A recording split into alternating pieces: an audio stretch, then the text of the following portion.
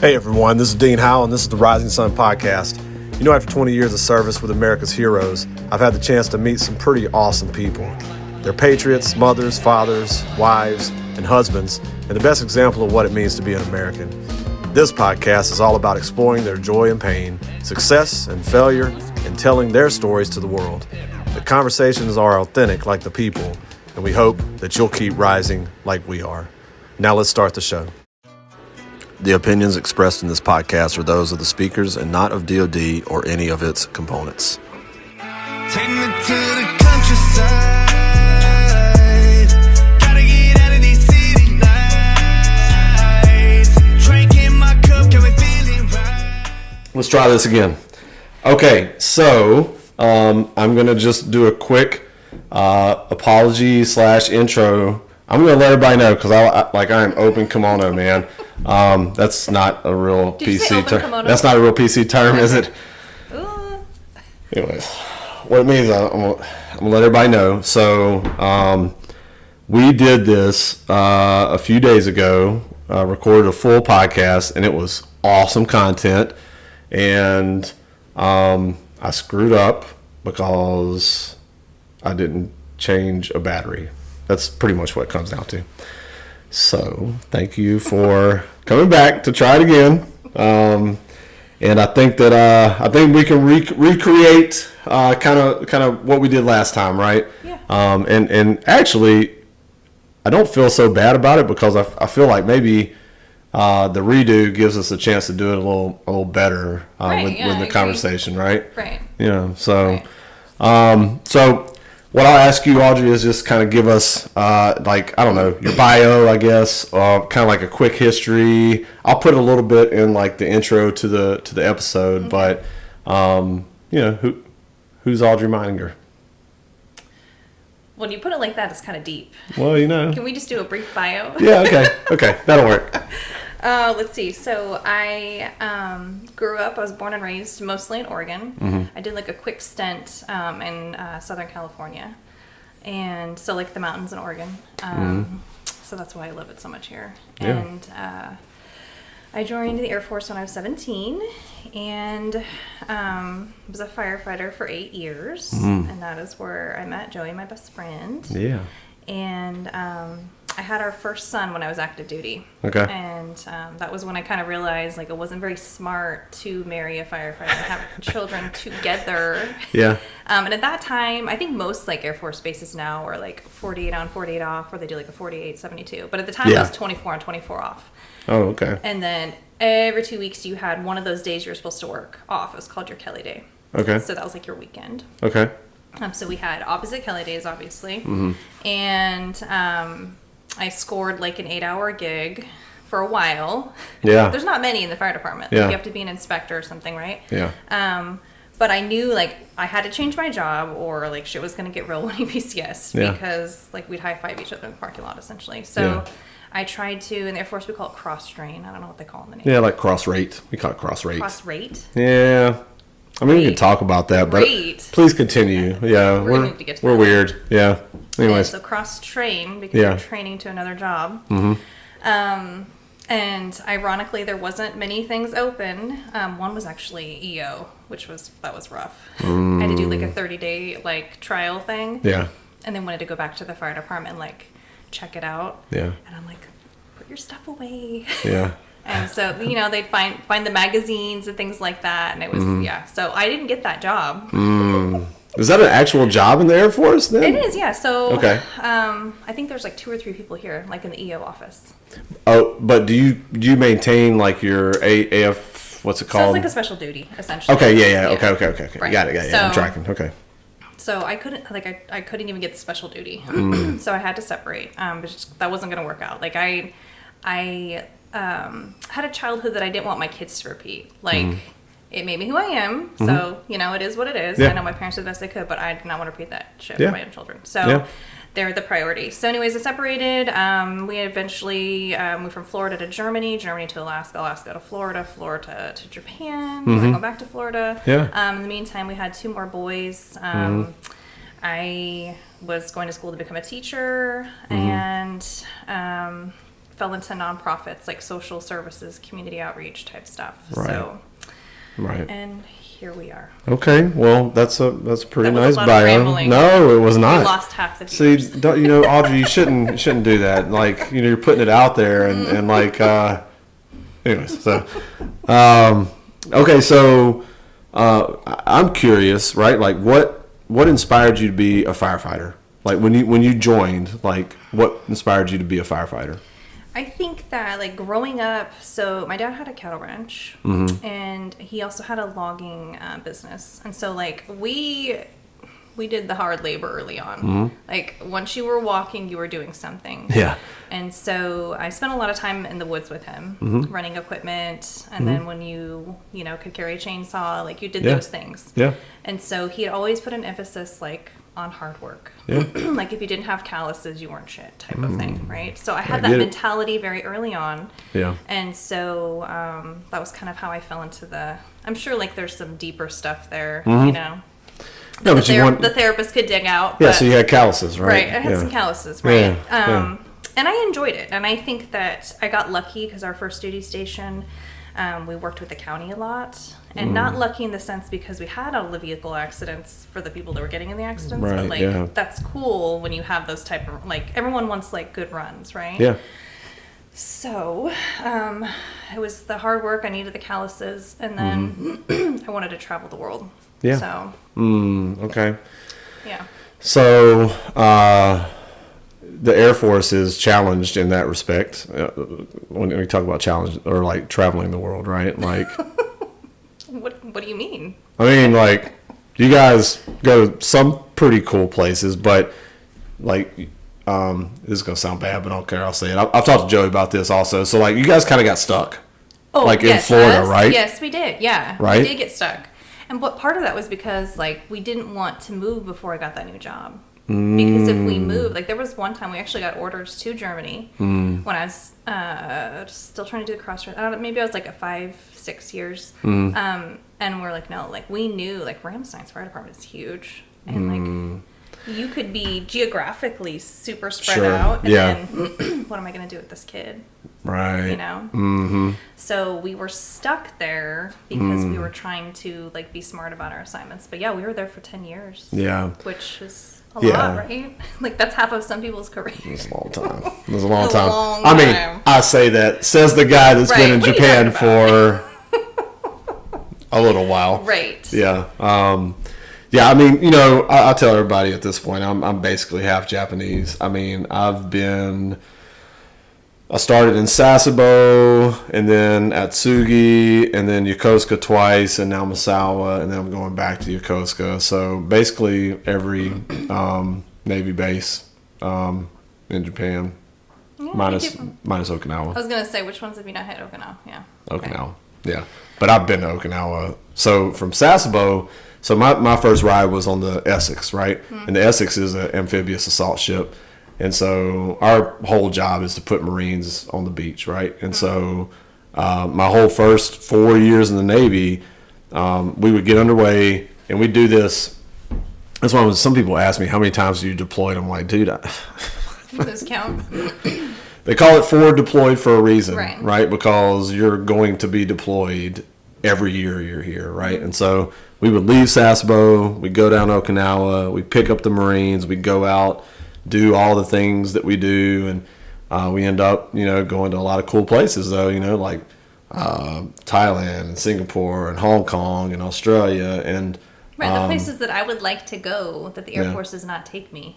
Yeah, you probably should have joined the Navy for that. You know, I mean, I will we have say, firefighters in the I'm Navy too. I'm just saying. Like, I'm gonna put this out there. I feel like in the last 2 years of being here and, like, Yeah.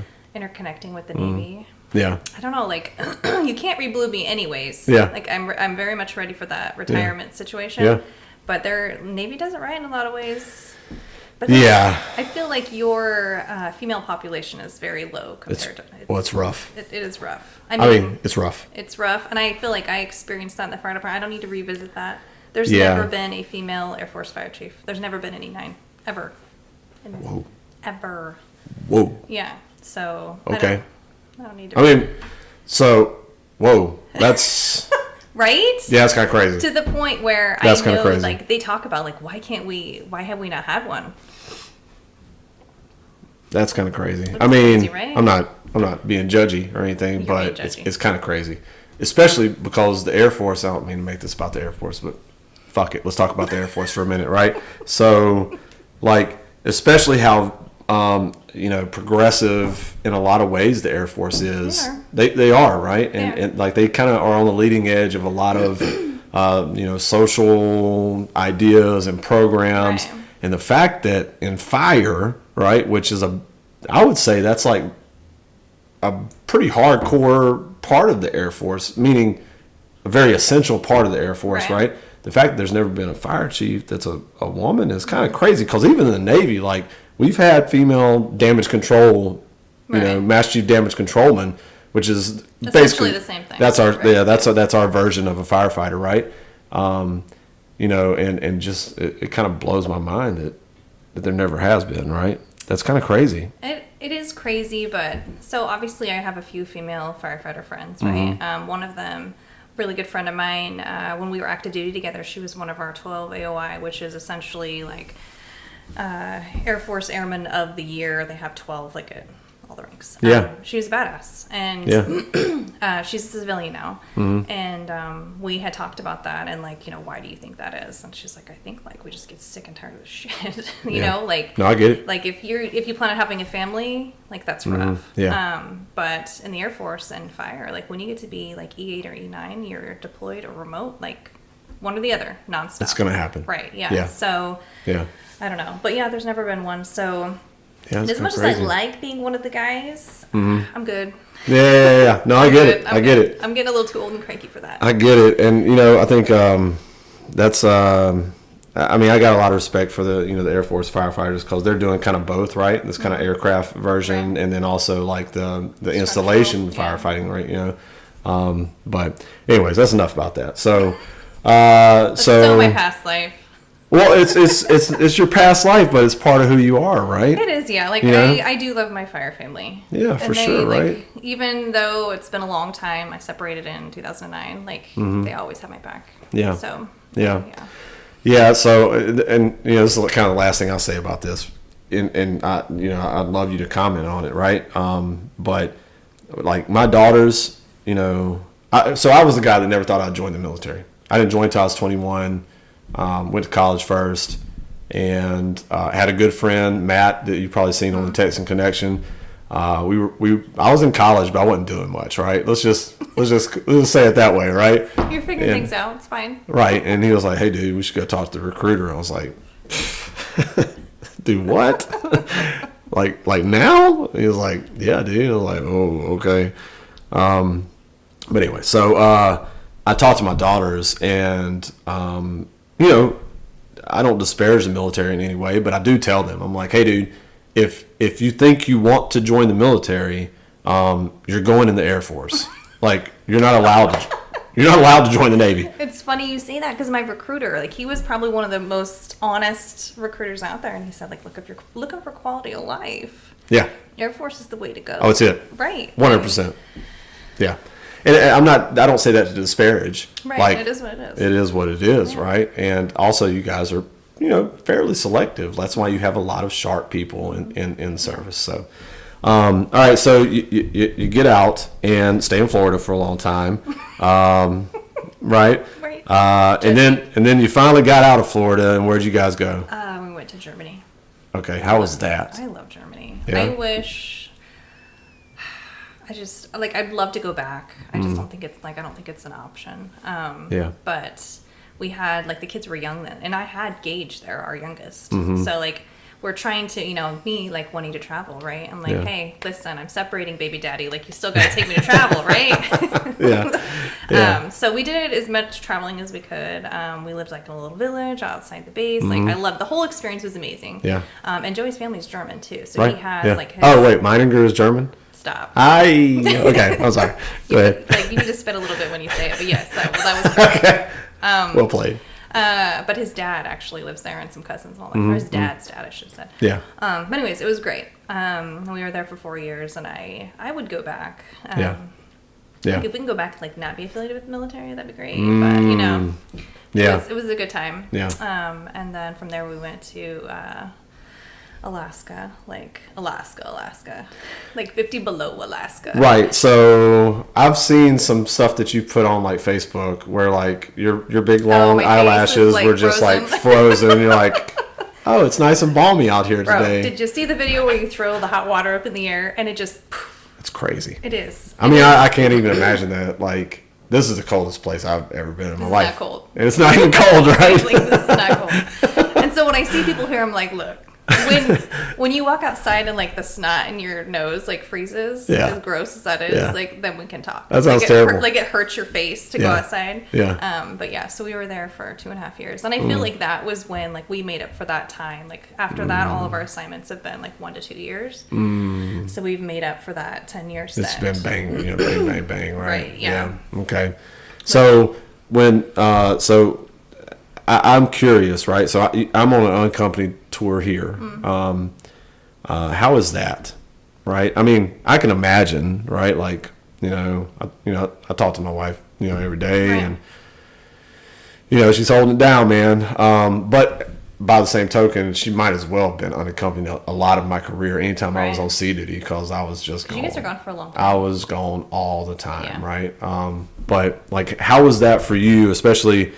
I think what's so interesting is, and I don't want to make this about you, being a military spouse. That's not what this is about, right? I want to talk to Audrey, but I know you know how I feel about those words. I know that, right? I know, and we'll get into that, right? But I think that it is interesting to me, and it's worth, I don't know if it's worth talking about, but it's interesting to me, right? And that's, what's the experience like going from active duty to being a military spouse? Like, what is that like making that transition?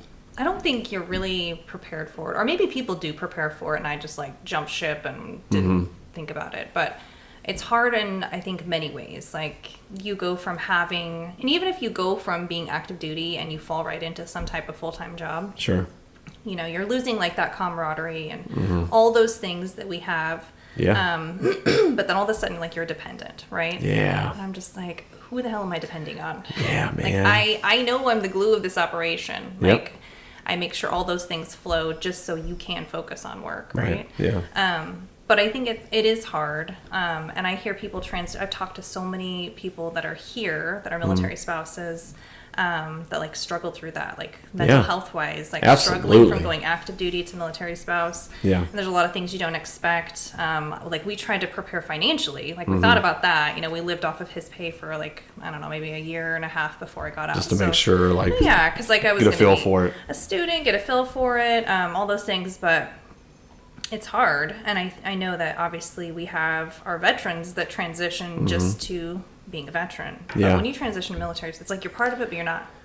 Yeah. You're part of it, but you're not. Right. And you're not, I think, sometimes treated with, like, I don't know, just the human respect. Yeah. Right? Yeah. Like, absolutely, man. Almost like you're not a full person. And I only say that just from my personal experiences. But I get that, Audrey. I really do. I mean, we've probably all been, guilty of it, right? Like, look at this dependo. Dean! No, tell me you didn't. Right? But, like, I can only imagine, it's just like you said, like, I probably still got about, I don't know, maybe 10 years ago in this thing, unless, I don't know, make a bunch of money. But if I don't, right, then I probably got about 10 years to go in this thing. And it doesn't scare me at all. It's not that. It's like I have instant camaraderie and instant like people. I got people, right, man. Yeah. And it's not even about like I'm in charge. It's not that. I got people, right? Like people will have your back. If the E4, E5 walks in my office, like, hey, what's going on, shipmate? Like, let's talk. And it's just we share a common experience. Yeah. And again, I'm not scared. It doesn't make me nervous. It's just you lose that. It's gone. You lose it. It's gone. Right? And I think that is the thing that so I can't even imagine, like, okay, you lose it and now you're kind of back in it as a spouse. You're not really part of it. Right? I think that's probably even harder than if you just like are like, all right, let me start over. Right. Like, let me start completely over. Like, cut ties completely. Cut ties. I'm done. Right. You know what I mean? I think so. And I think, I think part of the hard part of it was I was in the front, like, we were a family. And so, right. Like, I was one of the guys. And so before I had Ryland, like, we were really tight ship. Like, we were together for the 24 hours, and we were together for the 24 hours we were off. Yeah. Like, we were going to hit the beach, we were hitting the club, 100%. like, whatever. We were together. Yep. And so I didn't have really many female friends. So that transition was hard because of, like, we were so tight. Yeah. And then, like you said, anytime we go somewhere, like, Joey automatically has, and they may not be his besties, obviously I am. Yeah. However, comma, he has people, you know what I mean? Yeah. And so here I am, like, trying to, and sometimes, honestly, like, I don't even want to try. Like, I don't even want to build friends. Like, it's exhausting. Like, every time I got to weed out the crazies. I got to bring in the people that have good energy. I got to speak into my life. Like, so yeah, it's a lot of fun. Yeah, no, I mean, I know it's a lot of fun. It is, but anyways. It is. There's a lot of good things with it. I don't want anyone to get the wrong idea. Like, the Air Force has done, like, great things. We have had many opportunities because of the Air Force. But 100%. Sometimes it's hard. Yeah, absolutely it is. And it's funny to me, man, when I hear you talk about fire, right? Like, I'm like, man, that sounds like there are a bunch of sailors over there. You know what I mean? Like, oh, man. I do think so. It's funny. I had a young female firefighter who wanted me to mentor her recently. And so it's kind of like I was poking, like, I want to know. Tell me things. Like, I didn't want to say, like, what are they doing over there that they should be doing? You know what I mean? Just because I know, like, when I came in, you don't want to. It was, I mean, it was like, there were things I could deal with. Like, you know, you're a different breed. But then there are things that are not okay. Like, my supervisor telling me, like, I got stuck with you. Like, you're the first female. I got stuck with you. Like, that's not okay. But yeah, it is probably, I wouldn't say equivalent to some of the things I've seen in the Navy, but it's a tight group. So. Yeah, I mean, so if you're on a ship, you're in duty section, right? And you're typically in, like, when I first came in, it was like 4 section. 4 section means, like, every 4 days I'm on the ship for, you know, from the time I get to work at 7 in the morning until I'm done with work, you know, the next day at 16, 17, 1800 or whatever, right? So it's basically like a 48-hour period, almost 36. And when I first came in the Navy, it was after 9/11, and so we were in 4-section duty, and I had 2 watches every duty day. So, like, okay, so I'm on this, you know, 24-hour duty, and then I'm standing 8 hours of watch, and that was, like, for my first 4 years in the Navy. But you know, I'm not complaining. I love it. Like, when I think back on it, right? But it reminds me a lot of kind of like, you know, the shift work kind of thing. Right. Yeah. And you get real close to those people that are in your duty section because you know that you got the Saturday off. You're living with them. Like, hey guys, like it's us. Like, this is what we got. What are we doing this weekend? This is what we're working with. We're going together. It's just us. I don't really want him to come, but do you want to come? Right. No? We'll tolerate you. That's fine. Yeah. So, okay. So, you know, all over the place. Germany. I've heard so many good things about Germany. I've heard so many good things about Alaska, but it sounds like you guys were, like, in it, Alaska. Right. I think the things you see on TV are probably more Elmendorf, J-Bear. Yeah. It's not Eielson. Yeah. Like, there's great things about it. Beautiful green mountains. It's not like that. You have to drive to that. Yeah. Right on. Okay. Yeah. And then, so 3 boys. Yeah. I like to call it the Frat House. Yeah. Frat House, baby. Let's go. I was just thinking, like, so I took them, they had, like, their annual checkups yesterday morning. And the pediatrician here, like, he kind of does, like, this interview with them. And he's, like, I don't want to say charismatic, but he talks to them and jokes with them and whatever. And so the answers that they were giving him, like, I was just busting a gut. Like, these kids just... That's how you know you raised them right, man. Yeah, so I do find myself, like, they're witty. And it's kind of like you teeter on that edge of, like, you're proud. You want to, like, high-five them or, like, you want to backhand them. Like, seriously, dude? Did you just say that to me? Yeah. And so I noticed today in our group family chat, so, you know, Joey's in Hawaii. Yeah. And he said something, I think he went for a walk on the beach and he told the boys. And, of course, one of my children has, hey, is there any nude beaches there? Oh, my God. I'm like, huh. I want to ask which one it was. I don't want to know. We don't need to say that. So I'm sure that they're all watching this. But, and so I said, yeah. There's not, by the way. There is, and it's 16 up. I want you to think about that. They're all 16 up and naked. And he was like, cool. I'm just like, that kid. Stop it. So I'll tell you, I know exactly where Joey was doing his walk. And you can tell your kids this, or you can let them watch this and like fast forward to this clip. And where he took that picture, it's called Dog Beach. Okay. Right? So they shut it down for dogs years ago when I was there in Hawaii because everybody was going there and letting their dogs shit on the beach and not cleaning up after So them. it's not hot naked women. Okay, I'll pass that on. Yeah. No. I was just like, I don't know if he asked because he thought he was going to get a picture out of it. I don't know. He's just something else. But I will tell you, they are a lot of fun, but there are things that terrify me as a mother of boys. Yeah. And one of those, and I feel like I've been seeing this like since we first started having those serious conversations. We've always been like open about all the things, right? Yep. And I told myself I was going to be that kind of parent, and then it like snuck up on me one day when we were in Germany. Our oldest rode the bus with middle school kids, and he came home asking about some things. I was like, "Holy, what? Okay, we're gonna have this conversation a lot earlier than I thought we were." Yeah. And I think it made us like obviously have a great communication together. We talk about all the things, but so one of those things I'm always like, and this is not, I don't want this to come out the wrong way, but as a mother of boys, one of the things that terrifies me. Mother of dragons. That's what I hear when you say mother of boys. It's all good. Please continue. I'm sorry. Is like, I'm always like, don't ever be in a situation where you're alone with the girl. If she gets in trouble, like there's nothing to say. Like if she says he made me do X, Y, Z, and it really didn't happen, like you're gonna be the guilty party. Like that is, and that terrifies me. It keeps me up at night because jeez, man. I mean, is it not true? That is so right. It's scary. Like when I say right, what I mean is I've got 3 girls. Right. I've never had to have that conversation. Yeah. But 100% if I have boys, I would. Right. Like, do not put yourself in a situation where you are alone with a girl. Right. And you may think that you guys are cool. You could even be dating. But if you get caught, and she may or may not point the finger at you. But if she does, no one's going to believe a word you say. Yeah. And so from my perspective, it's, hey, don't put yourself in a situation where you don't feel safe. Right. Be around people.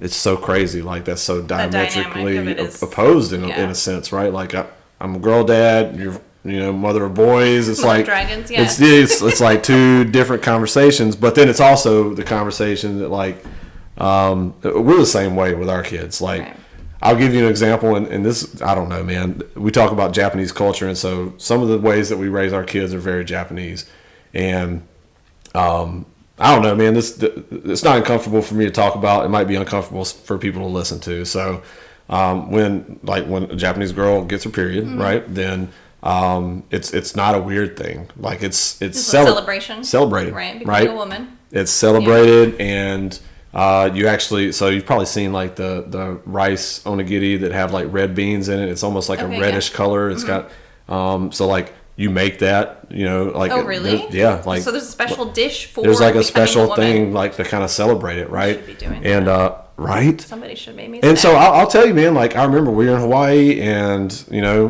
she was like, I'm going to say my daughter's name on here. Her name. Right? And it was like, I know she was hesitant to come to me, but she did still, right? She did. And she was like, right?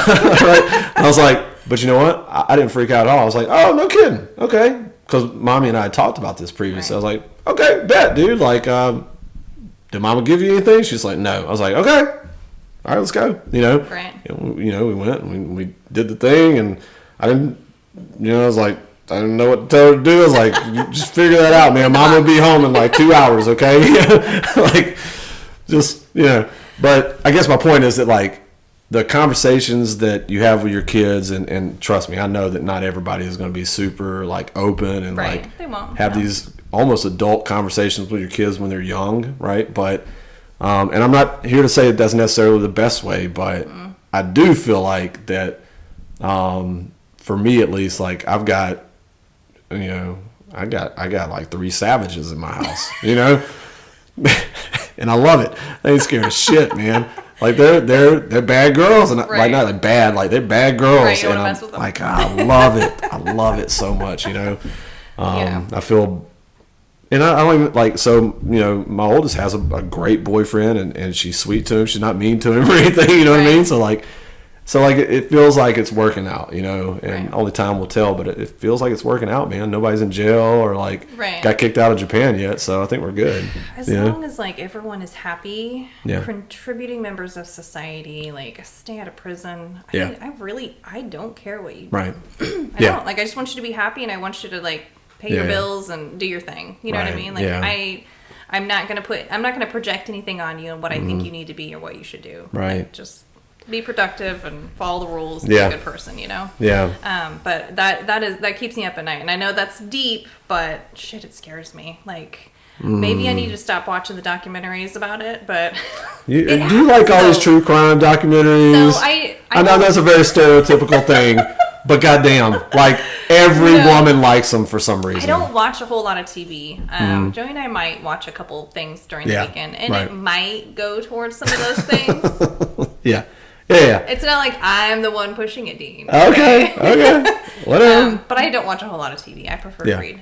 But so I think, you know, being a mother of boys, that terrifies me. And we've also had the talk, like, you know, if you get a girl pregnant, like, you and us as like grandparents / parent to you, like we don't have a whole lot to say. Like, it's her body, and those parents are probably gonna be pissed right now 100% because you're not that old. Absolutely. And so like it's a different side of the coin for us. So like you are going to be expected to contribute some way, but you're not really guaranteed you get to be a part of anything, you know? So you're not. I mean, it's pretty terrifying.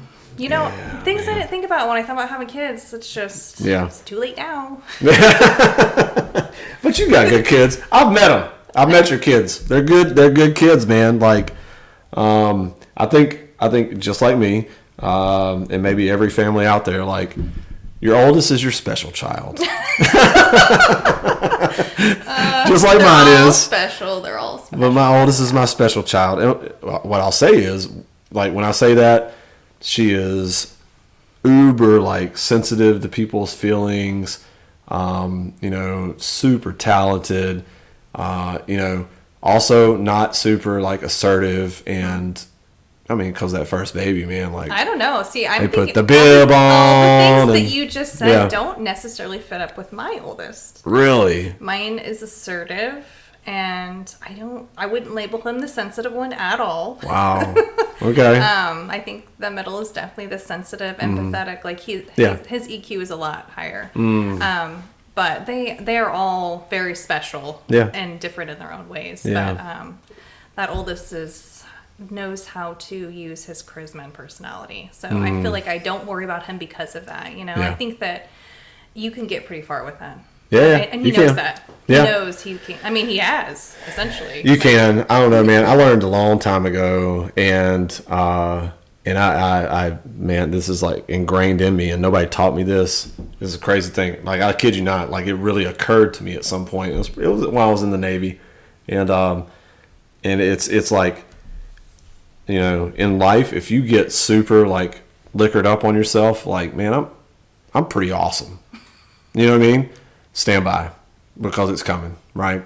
And I don't mean that in like a doomsday kind of way that sounds bad, right? But what I mean is, if you get, like, arrogant, then you will be humbled. Like, the universe is going to do it, right? Something will happen. And so when you feel yourself getting there, like, that's when you need to, like, okay, assess, like, all right, how am I treating people? Am I being an arrogant prick? And if I am, then you need, like, throttle it back, you know? Right, yeah. Because I'm telling you, man, it's happened to me, right? Like, the universe is going to, like, bitch, you know what I'm saying? Like, go ahead and get back in your corner, build back, you know? So, but, and I'm not saying that's going to, you know, happen to your boy, but it happens inevitably. Like, you will be humbled at some point, you know? We have had conversations, because I feel like a lot of times, I'm trying to think of what the conversations I had with my parents. We didn't have some of those conversations, but my dad did have conversations with me to prepare me to be an adult. And I feel like that is, like, they're just going to not figure it out, like, when they turn 18. Like, they need that prep. So one of those is, like, being a good roommate. So we live in these tiny houses, right? And so definitely the smallest house I've ever lived in. Walls closing in on you over here. And everyone's shit is everywhere. Yeah. And I'm just like, look. It's driving you crazy, right? I'm not the effing maid. And, oh, by the way, like, if you plan on having a roommate one day, they're not going to want to live with you. You know what I mean? And you're going to have to pay all those bills by yourself. You know what I mean? Like, because if I'm paying half and you're paying half and your shit is everywhere, like, that's not going to work for me. So, some of those types of things, but... That's interesting because that's not something I got. So, and this is going to sound bad. Like, my parents were very on me about academics. And I grew up Mormon. I don't know if you know that or not. Like... I think I did. Yeah, I think we talked about that, right? So it was very like church oriented, which taught me a lot of principles about being a good person. Like and it's structured. I feel like very Mormons are very structured, right? And I appreciate the fact that I grew up that way. But there wasn't much practical stuff going on. Like, let me teach you how to like balance a checkbook, and let me talk to you about being a good roommate, or financial advice. And both my parents were teachers, so they were pretty broke anyways, right? But I mean, right? So true. Not in it for the money. But then my stepdad, my mom remarried, when I was like 15, and my stepdad, I remember that he talked about that to all of his kids. Practical life skills. Yeah, and one of them was you got to be a good roommate. Yeah.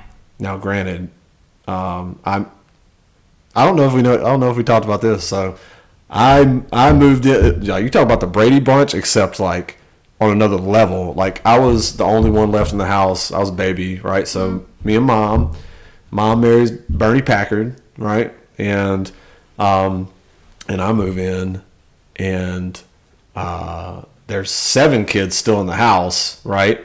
Out of 14 total. Holy shit. Yeah. So half of them were like adults, like lawyers, and but anyway, so I move in the house, and I'm like the young hoodlum that moves into the... You were running amok, weren't you, Dean? Come on, man. I was 15. What do you think? There was shit everywhere. I can already see it. No, you were not a good roommate. Here's the thing. I'm a little bit OCD, right? And they had us all in one room with like bunk beds, and my brothers, I love them to death, man. And maybe they're watching this. They're not going to watch all the way to this far in the podcast, but maybe I'll put a clip up. But like my brothers, right? And one was my age, same grade. One was a year older, and then one of our cousins lived with us too. And they were fucking slobs, man. Pissed you off, didn't it? Oh my God. Like, to the point there was an empty room because it was a big house, right? Yeah. And I told my mom, I was like, I'm not doing this. Like, I cannot live with these guys. I'm moving into that room. And it was kind of a big deal. Like, oh, Dean wants to be by himself. You damn right I did. Like, I can't do this with you guys. They were filthy. Which is weird because, like, Bernie was telling his kids be good roommates, but they ain't listening to his ass. It's true, though. Like, especially, like, if you're not, like, you were going to college, right? If you're sharing bills with somebody, unless you want to pay those bills, like, you have to respect the people you live with. Like, 100%. This is not just your space, homie. That's it. So, yeah. I don't know. Yeah. So, anyways. Anywho, okay. I'm okay being just an okay mom. I'm not going for like 100%. Like, I'm giving it 100%, but I know I'm not the best, or, knocking it out of the park. I'm okay being okay. Like, everyone's fed. Hopefully everyone's mental health is good. I'm all right with it. So I think that when I think about, like, who do I want to be as a dad, right? I want my girls to enjoy coming to my house with their someday husband or wife or whatever, right? Which I'm totally open to. It's fine with me. Like, I'm okay with, like, I want them to want to come and hang out. Right? Mm-hmm. And, when they're adults, we have a couple beers together, barbecue, talk shit. Like, I want them to feel comfortable because I never felt that way. Like, you know what I'm saying? Like, I could never really be myself, Yeah. But I saw some of my friends that had that relationship. Parents were still their parents. They weren't like the friend parents, right? Right. But at the same time, like, I think that, at least for me, like, if my kids want to come to my house when they don't have to. Right. They want to be with you. Yeah. They want to come hang out, Yeah. Then I feel like I've succeeded. Yeah. That's kind of the way I look at it, right? I agree. Yeah. Because you have that strong relationship even when they've left. Right. And they willingly come back. Yeah. Right? Yeah. Yeah, exactly. So I guess as a mom, how do you feel about like if your kids join the service? Like, what do you think about that? So I feel like I need to direct that at the beginning, right? Because you don't know what you don't know, and recruiters are going to tell you what you need to hear, 100%. right? Yeah, don't trust or what them. they want you to hear. Yeah. So I would be supportive. Like, I would be supportive. I have one that says for sure that he wants to, one that says it's definitely not for him, and one who is not even near that conversation. Yeah. But we joke about him being a Navy SEAL. Oh, boy. Because okay. of some of the things, like we always say that he's the toughest or whatever. Yeah. But I would be like I said, like I'd be supportive. I mean, obviously there's things about it that would not coincide with how I envision what you were talking about. Like if you're on the other side of the world and I'm on the other side of the world, man, you know, it's like rough. that's hard, you know. Yeah. But I'm doing the same thing. Yeah. So I know. Can't really. I know, man. It's just I think that it's probably selfishness. It is, yeah, right. because you want them nearby, you want to have those close relationships, but that's not what they want. That's not what they want. Right. And I guess I would never discourage them necessarily. I wouldn't, because I think it's important for people to serve their country, you know. Yeah. But what I tell people a lot of times is, like when I'm checking out with people and let's say they're getting out, they're not going to you know, they're not going to stay Navy. Like, I applaud them. Like, no kidding. For separating? Absolutely. Really? 100%. I don't. Especially if they have a plan, right? I feel like that's the part. Yeah, like, do you have a plan? Especially if they have a plan. Yeah. And my best ones, right? Like the best top notch. I know, you know, like in my role, you're supposed to try to retain the best talent, but I think the best talent that wants to stay is going to stay, right? They identify with it, they love it. But for me, I feel like we don't put enough of our good ones back into society. I truly believe that. And so I think society is missing out on these great, like, high-performing veterans. There are some. There's a lot. Right, yeah. But not as many as there could be that could help, you know, mold and shape American society. I agree with that. And it's like this weird thing, like, okay, how do you incentivize people to come in and get and maintain the force structure, but also return them? Because you look at the greatest generation, they went and fought a war and won, and then they went home. They went home, yeah. Right? And that's what kind of changed America, you know? And I feel like I don't know, man. This is why I put a disclaimer at the front of the podcast. That's true. Because this is my opinion, not that of DOD or any of its components. But anyways, I don't know. And I think that's the good thing about sending your great kids into service. Yeah. But the drawback is that you miss them. Yeah. Like, I want them around, you know? I do too. I mean, I am not the parent, like, when school starts at the beginning of the year. Like, I'm not, like, I miss them. I'm not the one that's, like, sitting in the driveway drinking. You know, like, to each his own, right? Like, whatever floats your boat. And I get that. Yeah. But, like, especially when I think about, like, shit, I have 2 years left with Rylan. Like, that makes me sick. Dude. Like, suffocating sick. Yeah. So that's your baby, right? At the end of the day, that's your baby. Rylan, you drive me crazy. Like, shit, you piss me off. Son, you are hard to love sometimes, but I love you, you know? Yeah. Like, I am not ready for him to go off into the world. Like, I want to keep him. Mm-hmm. So, I would be supportive, but... Yeah. I mean, if that's what you want to do, I think that's super important. And they've already got to live in different cultures, but I feel like if they had a family and, you know, my grandkids were able to go and live a different, like I feel like that you need to live in a different place.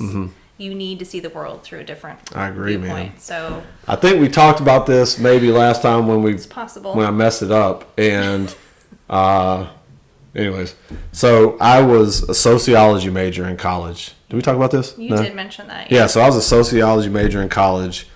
So I love it, right? Like this is study of people, right? Like I like to watch how groups of people interact and how you can influence that. And but anyways, and I had a sociology professor that told us, and, you know, I was 19 at the time, and he said, you know, the most important thing you can do, he's like, go ahead, get your degree.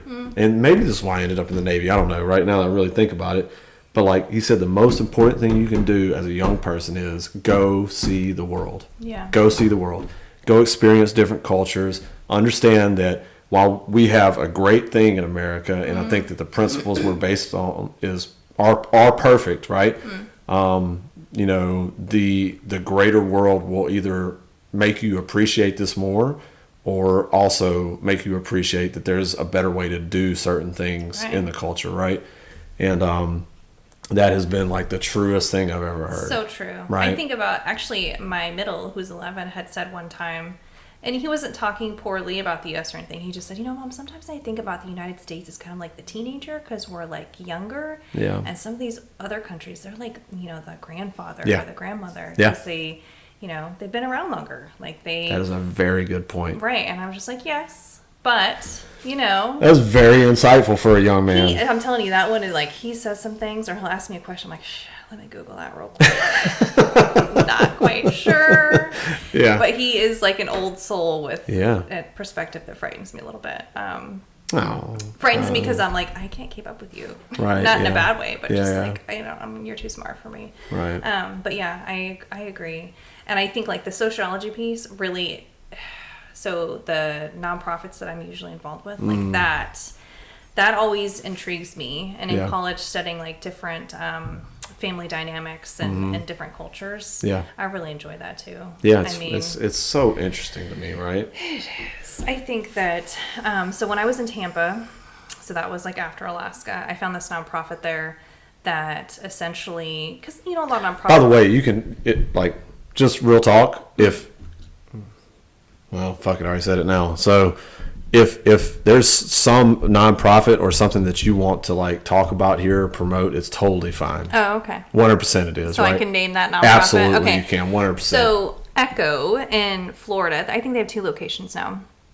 They had such a good thing going. So I'm sure most people will find, like, in their community, they'll find like a food bank and like you can go in and get clothes or something. Yeah.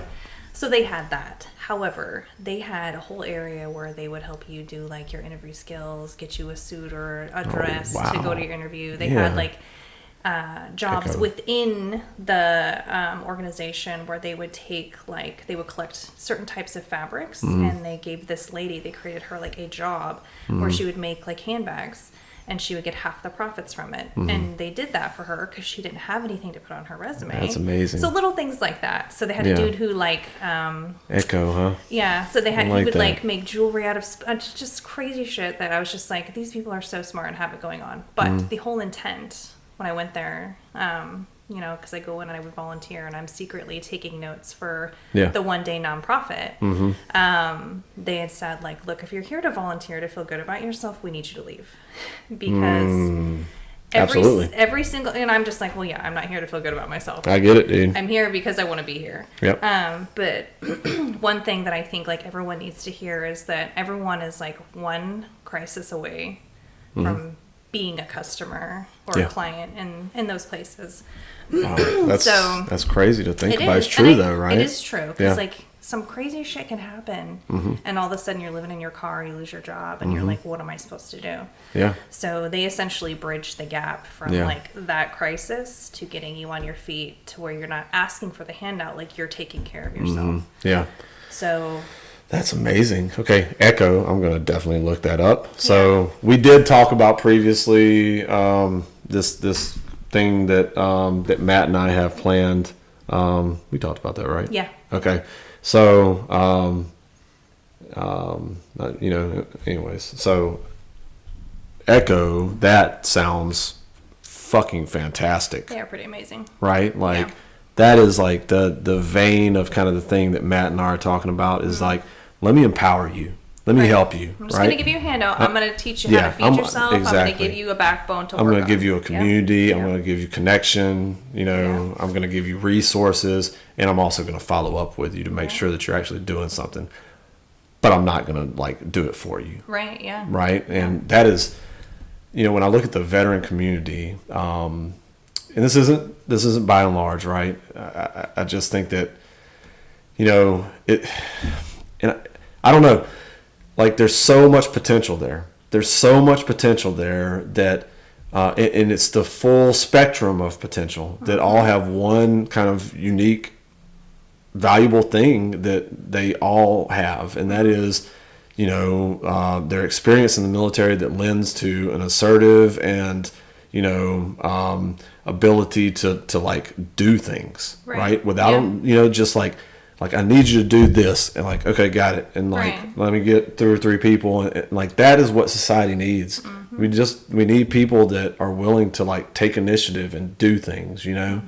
And I mean, it's so simple. Like, even when I'm in my hometown, like, I remember, you know, like, I'm driving down the street, and I remember as a kid, like, this was this kind of well manicured median where like the grass was cut, and like, you know, like I don't know if the city took care of that, right? I don't know. You noticed it, but it was like, you know, it was well manicured, and like there was people took pride in that, right? And I feel like something that seems super simple, but why have we lost that a lot in American society, right? Like, take pride in like where you're from, or if it's not where you're from, at least where you're at, you know?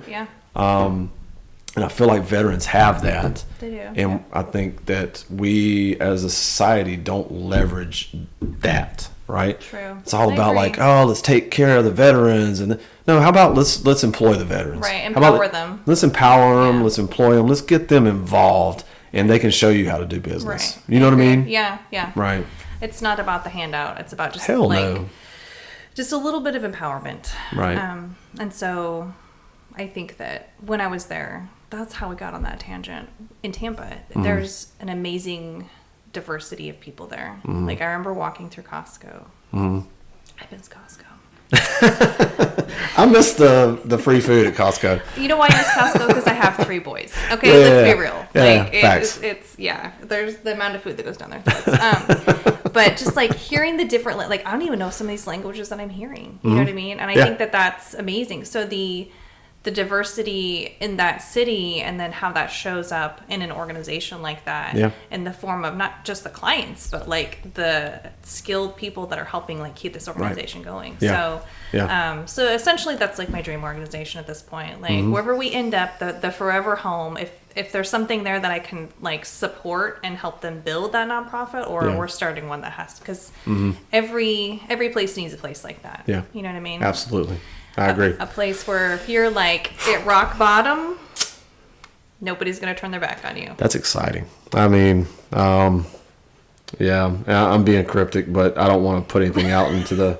It's fine. I don't want to put anything out into the universe publicly just yet, but what I will tell you is that even since we talked last, like, we've already kind of done some organizing, and that was just Sunday, Dean. You've been busy already. I've been busy, man. I've been busy, and I'm pretty excited about it. But hearing things like that makes me even more excited, because it feeds into the vision that there are those organizations out there that are ready to be connected, right? So, anyways, music festival, Dirty Boots. All right, sorry, Matt. We're almost ready to talk about it, but it's like, damn it, dude. I'm not out. I named the fucking thing, so I ain't out. I'm sorry. Yeah. Okay. Audrey, so what's so I know you guys are going to Florida. I know nonprofit. You know, where do you see yourself, I guess, in 10 years? That's a pretty deep question, dude. I know. Kind of just blindsided me with that. You're welcome. So I'm going to be honest. I would love for our military time to be done. I mean, it essentially has to be, because by that point, right? Like, it has to be. And I obviously want my best friend to be doing something he enjoys. So in 10 years, all of my children will be graduated, right? Yep. So that nonprofit situation we just talked about, I definitely want to be deep in something that I've either created or I've just found something and helped them grow it. Yeah. But man, you know, something I love to do is travel. Yeah, I know. So, which is kind of like, right? It's hard. It conflicts a little bit, right? It conflicts, but I feel like, so right now traveling is different. Like, wherever we go, I'm going to try to do as much as I can in that area. Yeah. Whereas once we settle, like, I just take a couple big trips here. Like, I'm okay with that. You know what I mean? And it's going to sound bad, right? But like, it's a lot easier to travel when you got a bunch of fucking kids with you. You know what I mean? So, you know what I'm saying? So, when I travel with the boys, I don't feel like it's that difficult. I mean, like, I feel like the problem, like, I'm always feeding them. I'm like, you're not hungry. Like, that is, like, that really is the downer of traveling. But they're pretty independent at this point because they're older. And right, yeah. So, like, I can leave them in a hotel and go explore the city. Mm-hmm. You know what I mean? Like, at night. Yeah. But, yeah, it is more difficult. So, like, in 10 years, like, I feel like we're just going to be more settled. You know what I mean? Yeah. Like, I feel like you have to do something that you enjoy. Mm-hmm. And so that is why it's hard for me to go work. So obviously I'm not employed here. Yeah. I'm involved in a lot of various things. Yeah. But it is hard for me because there's been jobs that I could apply for. But like, there is something to be said about working in places like Echo and working at somewhere where everyone's pissed off and unhappy. Like, I don't need that energy for... No, dude. Don't need it. No. So in 10 years, we're both doing something we enjoy, Right. hopefully getting to love on our kids frequently, and travel and eat good food. Like, I love it. I mean, life's short. Like, if you're not doing some of those things, then, like, why even... Yeah. What are you even doing? Like, I'm not trying to work myself into the ground. No. I'm not trying to do shit I don't want to do. Like, what are we doing it for? Right? No. Yeah. You know, raise these kids, make them responsible members of society, then watch them go, and hopefully release them into the wild and hope they come back. Yeah, and hopefully be young enough that you can enjoy, you know, that kind of second, at least third, and hopefully half of. It's not a hopefully. Of your life. I'm going to be in good health. That is like one of the reasons I get up at the crack of dawn every day. Like, I will be in good. We will do. I'm going to whoop your ass in something. Okay. We are a competitive family. I'm going to take you down in something. I don't care if it's golf. I don't know, frisbee, basketball. I'm taking you down. Yeah. So. Yeah. And I'm taking your kids down too. Yeah, I tell you, man. I think that that dream, that 10-year dream, is going to come true for you. I mean, there's no doubt in my mind, man. Like. You know, you're awesome. You guys are awesome together. You're like the two best friends, the Meininger, you know, team. Like, I have no doubt about it, man. So, I just hope that, and I know that, that we'll keep in touch because you guys have been so special to me here, man. I'm not going to get all teary-eyed like I did on the one that we deleted. Yeah, I tripped up, man. I tripped up. I'm not going to do that, right? That's. You were probably tired. You don't love me that much. It's fine. I do, man. You guys have been awesome to me personally and to my family, and this tour in Masawa would not have been the same if it wasn't for you know, for you and Joey. Like, well, ours wouldn't have been the same without you, for sure. Yeah. I mean, who else is gonna go skiing with Joey and like keep him sane? Like, he doesn't listen to me. He's gonna listen to you. Like, he needs a buddy too, right? Yeah. Who else is gonna put on the Joe Diarte mullet wig?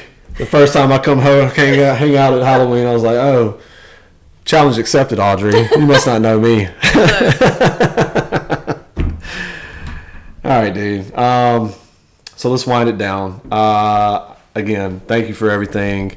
Thank you for, you know, doing this. I knew when I was like, all right, man. I was right. Like, I got my planner here. Like, this is a fancy planner. The only thing that's in here is podcast stuff, right? Oh, really? It's the podcast 100%. Planner. This is the podcast planner. You can't look at it. I'm not trying to peek. Right? And so, like, when I started writing things down, I was like, I got to get Audrey on. And so I'm glad that we got it done because I think that, you know, I think that just like the other people that I have on, but especially you, I think that the world deserves to hear your voice, right? Okay. And, you know, we all have our own kind of platforms, right? And I'm not saying that I'm going to like get it out there more, but you know, it's a record of who you are and what's important to you, and if that can impact or influence one person, then we did a good thing, right? Right, so, I agree. Yeah. So, anyways, thanks, Audrey. Thanks for the opportunity, Dean. Yeah. Nobody really wants to hear what I have to say. They're probably, like, a lot of people have heard a lot this week, and they're like, okay. Enough. Enough is enough, Audrey. Be quiet. Yeah. But I appreciate it. Thank you for the invite. No, it's all good, man. All right. Good? Good. Okay. Thanks. No, thank you, Dean. Cheers.